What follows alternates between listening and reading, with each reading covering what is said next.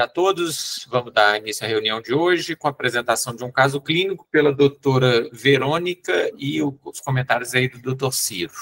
Então, Verônica, pode começar. Então, boa tarde, sou Verônica, sou R2 aqui do HC. Eu vou apresentar o caso da paciente e depois o Ciro vai apresentar o artigo. A paciente é JRNC, 28 anos, Magesta 2, prão vaginal, e chegou no primeiro atendimento para a gente com 27 semanas e um dia. A paciente previamente rígida, a primeira gestação foi há 5 anos, sem intercorrências, e ela estava fazendo pré-natal de alto risco, Odete Valadares, para uma gingivitis gestacional e essa mastite, né? De exames, ela tinha um UB positivo, sorologia negativa, toque suscetível, já chegou com uma anemia e no último ultrassom sem alterações. E ela chega no Hospital das Clínicas no dia 13 de setembro para fazer acompanhamento com a mastologia. É uma paciente que iniciou entre abril e maio, então no primeiro trimestre da gestação, com aumento do volume mamário, associado a calor e hiperemia local, e não teve febre em nenhum momento.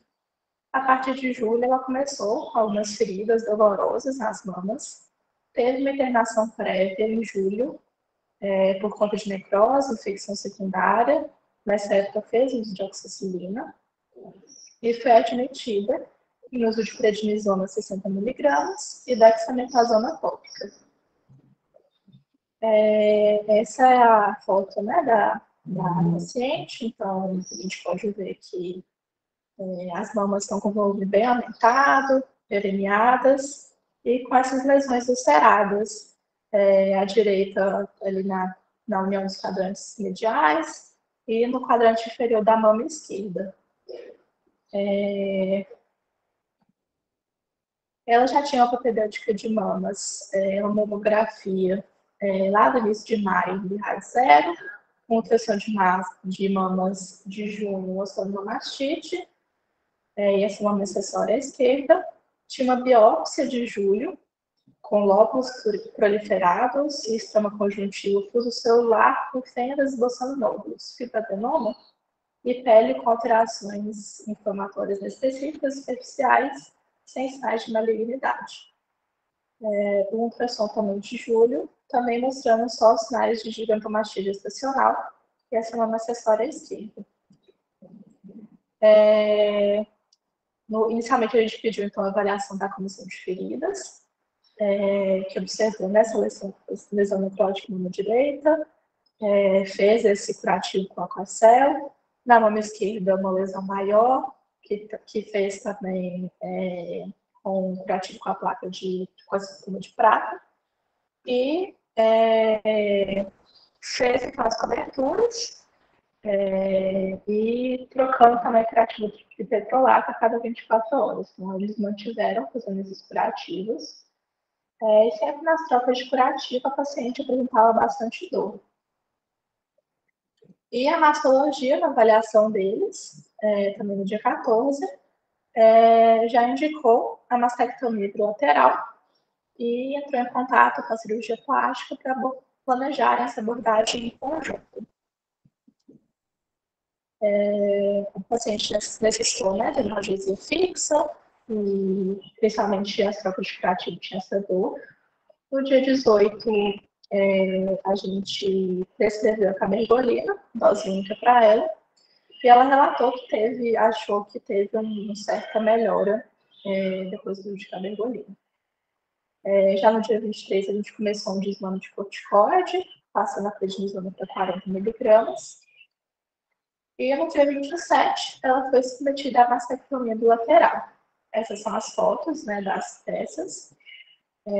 A mama direita pesou 3,6 kg e a mama esquerda 4,1 kg.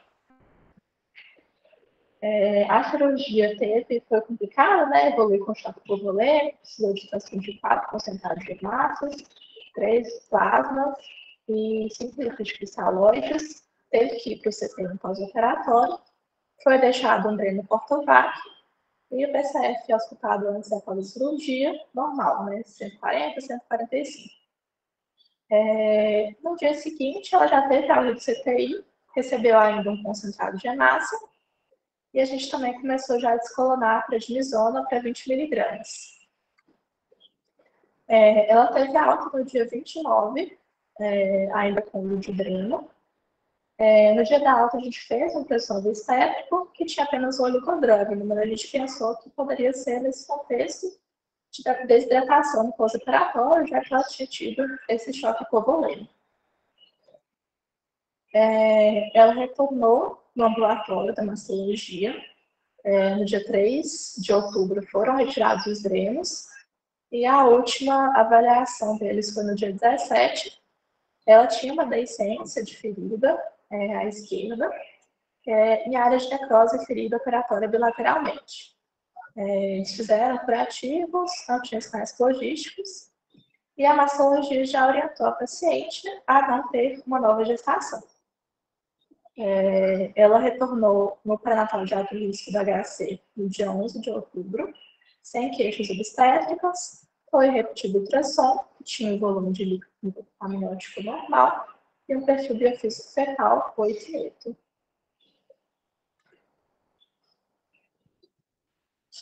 Bom, agora eu vou falar sobre o artigo. Só um instantinho, Ciro. Ok. Então, esse caso é um daqueles casos que a gente traz pela raridade, né? A gente até tinha discutido um caso semelhante alguns anos atrás, mas é uma condição rara, difícil da gente ver e que deixa todo mundo preocupado, porque, como vocês viram, as mamas dela estavam muito grandes e não paravam de crescer, né? O problema era esse. E o medo era fazer a mastectomia durante a gravidez e ela ter um sangramento muito importante, ter uma hipotensão e prejudicar o feto. Então, esse era o principal medo nosso. Mas a gente não podia deixar a gravidez continuar evoluindo. Ela ainda estava com 28 semanas, também não tinha como interromper. Ela foi uma paciente que já chegou para a gente tardiamente, né? Que ela ficou no ODET muito tempo, tentando fazer o tratamento clínico, mas aí foi só postergando e demorou para fazer a abordagem cirúrgica, que na maioria das vezes é a solução. Depois a gente faz a discussão mais detalhada do caso, mas o Ciro vai apresentar para agora nós, então, um artigo de revisão. Então, pode ir, Ciro, depois a gente discute mais. Ok. O artigo... Pode passar o slide. O artigo foi esse que o Mário mandou para a gente, que é uma revisão sistemática. Foram achados 638 artigos antes de remover as duplicatas. Depois com os critérios de elegibilidade, eles ficaram com 66 artigos, todos relatos de casos. Então, são 66 casos que eles selecionaram nessa revisão sistemática, no total. Isso. Aí, na introdução, ele coloca que a incidência da gigantomastia é 1 a cada 28 mil ou a 100 mil gestações. Está mais associada a multíparas e não tem relação com a história familiar de gigantomastia. Nas hipóteses fisiopatológicas, eles levantam a estimulação hormonal, principalmente de prolactina e estrogênio, só que quando dosados esses hormônios, a maioria dos casos não teve alteração desses hormônios. A outra hipótese que eles levantaram é no aumento dos receptores. Então, esse aumento de receptores que leva à gigantomastia. E outra causa seria essa causa autoimune não tão evidente, que poderia ser a causa. Isso nos principais casos bilaterais. Dos 66 casos que tiveram, 4 foram unilaterais. E desses 4, 3 conseguiram provar que tinha alguma malignidade. Então, provando que a fisiopatologia, provavelmente hormonal, né, de receptores, faz sentido sendo bilateral e corrobora com os achados de 66 casos. Dos 66 casos, a principal foi no primeiro trimestre, no final do primeiro trimestre, do segundo trimestre, depois do segundo trimestre, e a minoria no terceiro trimestre, com 12% só. Os sintomas maternos, principalmente, são a ptose, dor nas costas, mastalgia, grave hemorragia e anemia, como foi o caso da paciente que a gente teve, ulceração, infecção e óbito materno também. olhando para o feto, não teve muitas repercussões fetais em geral. O que foi orientado no artigo é ficar uma maior vigilância se sintomas maternos mais severos e se a gestação já estiver no terceiro trimestre. O tratamento que foi tentado foi pensando principalmente na fisiopatologia proposta dos achados bilaterais, que seria através de um agonista dopaminérgico para a gente diminuir esse efeito da prolactina. Então, tanto o bromocriptina quanto a cabergolina entrariam nessa classe de medicamentos. E o danazol tentaria diminuir a produção estrogênica, no caso, então, tentando pegar os dois mecanismos da fisiopatologia proposta até o momento. No caso da nossa paciente, foi feita a cabergolina e ela relatou uma melhora. Por ser só relato de caso, não tem uma evidência grande que deve ser feita em toda paciente, nenhuma desses 3 medicamentos, é apenas relato, foi esses que foram os que tiveram uma descrição nos casos usados de um efeito melhor. Foram tentados outros medicamentos, mas sem uma melhora. E além desses medicamentos, visando a fisiopatologia, foram feitos antibióticos e remédios analgésicos para as pacientes também. O tratamento padrão ouro foi o cirúrgico, ficando metade praticamente com uma mamoplastia redutora e a outra uma mastectomia mesmo. No artigo, ele propõe um algoritmo de acordo com os achados que eles viram lá. Inicialmente, fazer essa investigação. Eles pontuam que a investigação das mamas não é para fazer mamografias, caso seja necessário uma avaliação por imagem, a ressonância seria mais bem indicada, e se necessário, fazer a biópsia. E aí, com essa primeira investigação, se achasse alguma causa presente que justificasse a causa, você tratar de acordo com a causa que você achou.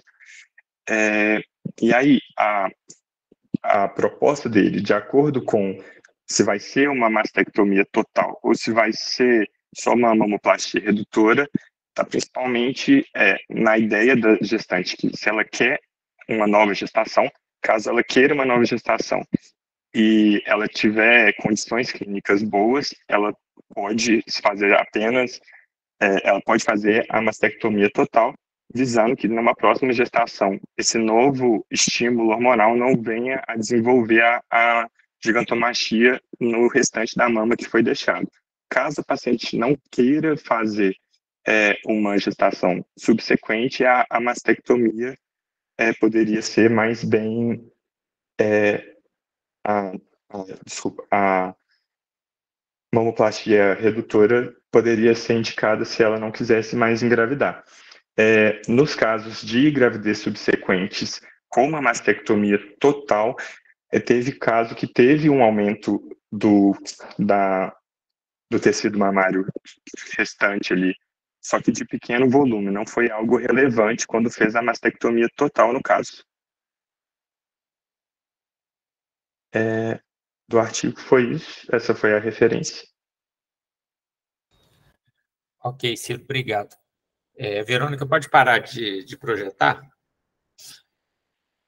Bom, então vocês viram que é um caso complexo, porque geralmente ele não manifesta na primeira gravidez, geralmente ele manifesta numa gravidez, na segunda ou uma gravidez subsequente, e ele tem alta taxa de recidiva. Uma vez que a pessoa tem, ela sempre vai ter de novo. E como na maioria das vezes o tratamento é cirúrgico, né, então é isso que o Ciro falou, você tirou a mama, ela pode até engravidar de novo. Se você não tirar, tem a chance dela recidivar é grande. Então, acaba que, na maioria das vezes, a opção vai ser pelo tratamento cirúrgico mesmo. E quanto mais a gente adia esse tratamento, que foi o problema dessa paciente em questão, mais avançada a gravidez vai ficando, maiores vão sendo os riscos, né? Então, a dificuldade foi indicar essa cirurgia e conseguir que a mastologia realizasse também, porque, não sei se vocês repararam no relato de caso da Verônica, entre ela chegar no HC e ela ser operada, passaram quase 2 semanas.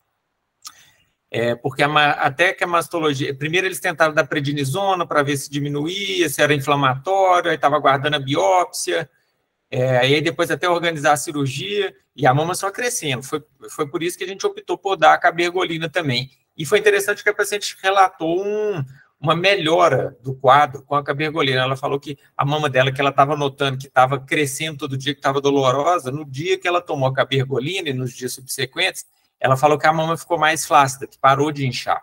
Então, fica aí uma sugestão para próximos casos, se alguém tiver, que a cabergolina é uma boa medida aí para reduzir a velocidade de crescimento do tumor. Mas a solução definitiva é só a mastectomia mesmo. Então tá, gente, obrigado, até a semana que vem.